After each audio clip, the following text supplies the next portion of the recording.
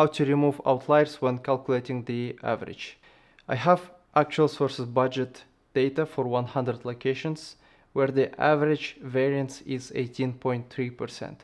However, I want to remove 4% outliers and calculate the average for the remaining 96% of locations.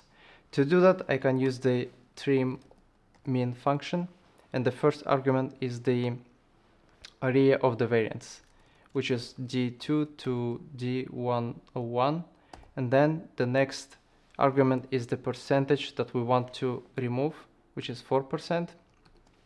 And when I apply the formula, the Excel will sort the variance column from lowest to highest, and then trim 2% from the lowest and 2% from the highest, which is 4% in total.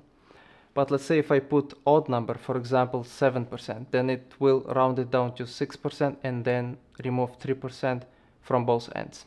Now, after entering the formula, the result is 0.8%, which represents the average at 96% of locations that exclude 4% outliers.